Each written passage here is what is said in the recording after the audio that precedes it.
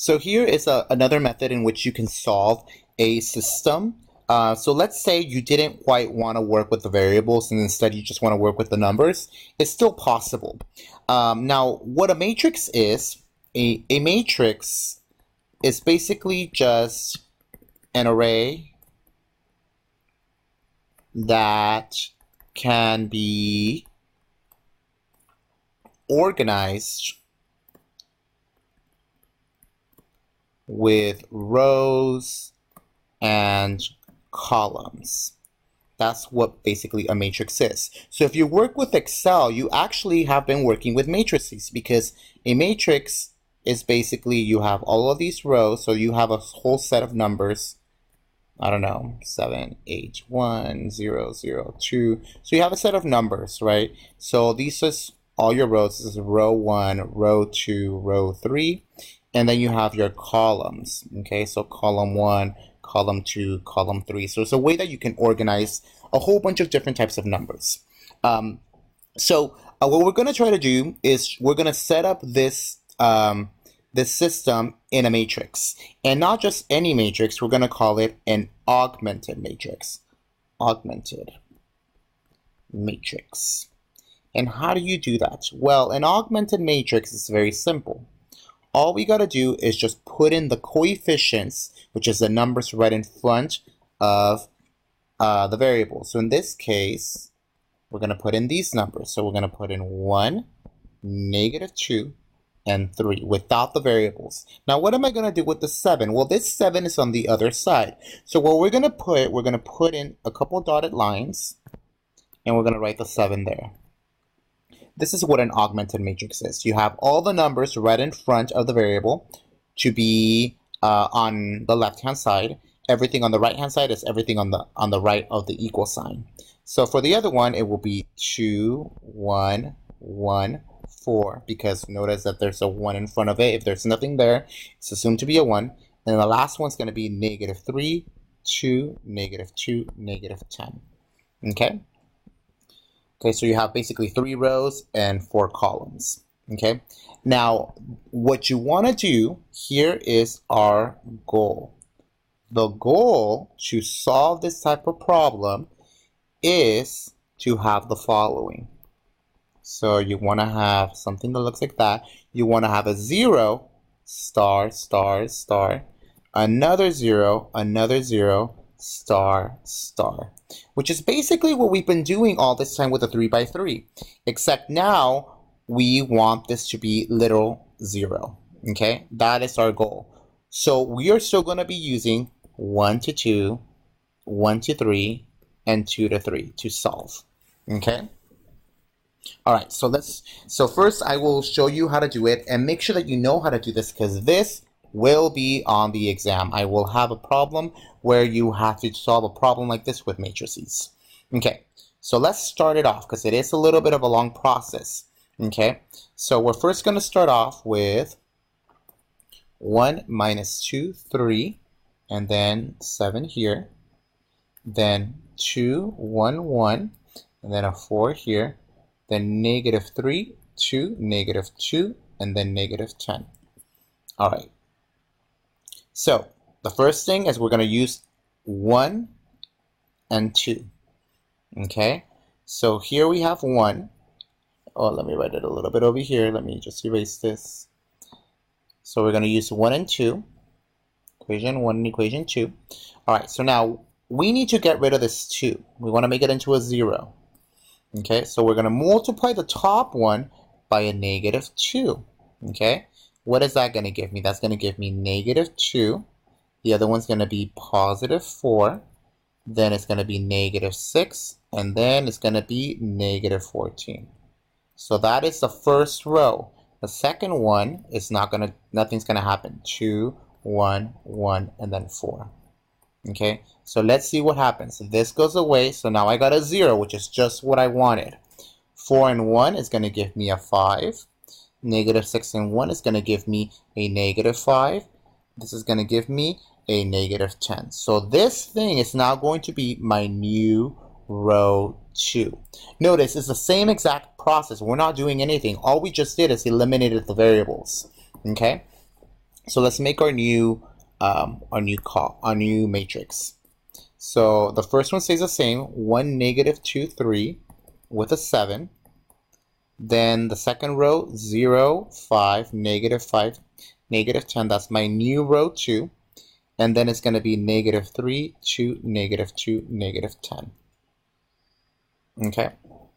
All right. So first we used 1 and 2.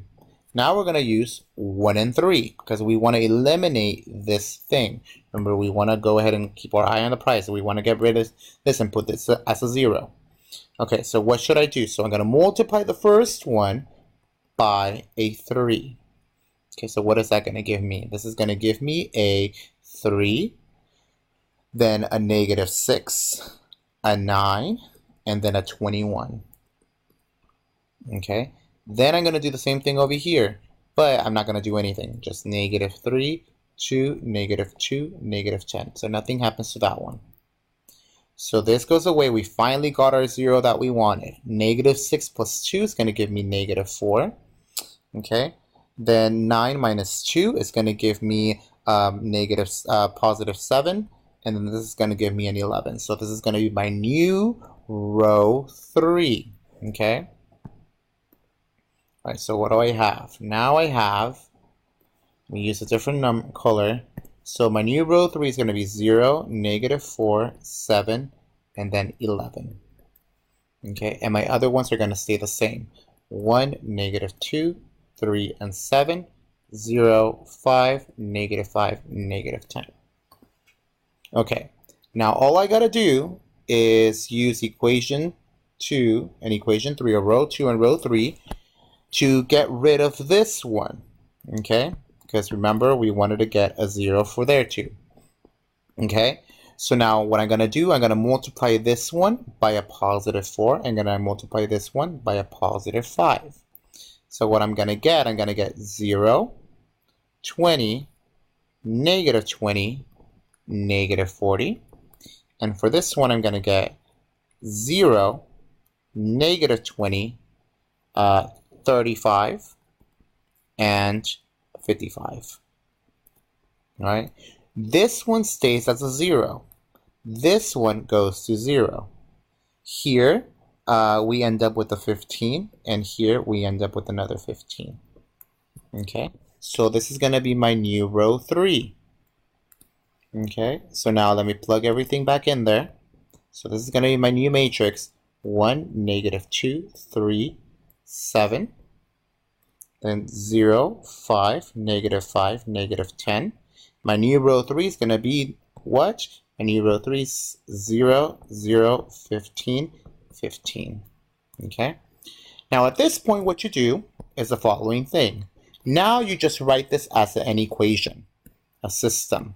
So this was originally x minus 2y plus 3z equals 7. Because remember, this was where all the x's were. This is where all the y's were. This is where all the z's were. This is where everything after the equal sign. Okay. Then the second row is going to be 5y minus 5z equals negative 10, because that 0 is gone. And then the other one's 15z equals 15. So now what happens, all we got to do is just solve for it. Divide by 15 to both sides. Z is equal to 1. Now that I know what z is, I can plug it into the other one. Okay, so I'm going to get 5y minus 5 times 1 equals negative 10. 5y minus 5 equals negative 10. Add the 5 to both sides. I get 5y equals negative 5. So y is equal to negative 1. And now I know what z and y is. I can plug it into now the first equation. X minus 2y plus 3z equals 7.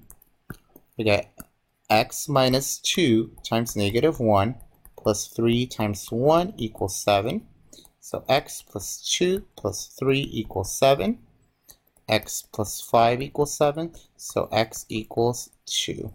So my solution is 2, negative 1, and 1. Okay, which is basically the first problem that we've solved. All right, and that's how you solve using matrices. So there's nothing else to it. just that. It's a very unique process, and it just takes a lot of just practice. So just practice as much as you can. Now, little disclaimer, a couple special cases before I finish up.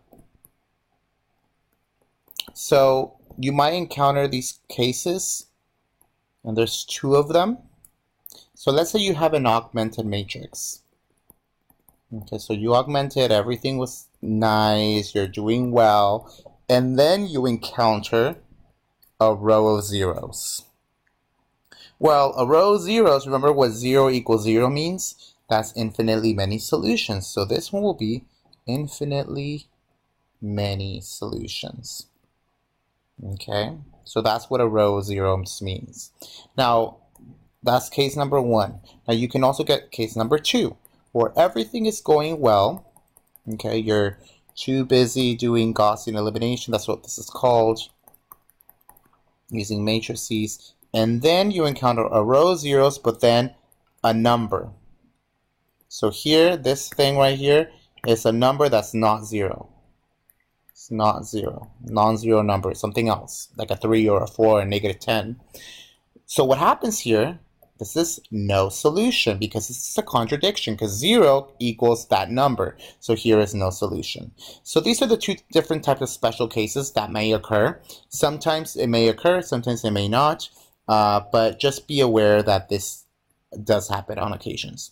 Okay, that's it for matrices. In the last video, I'm going to show you how to use your calculator.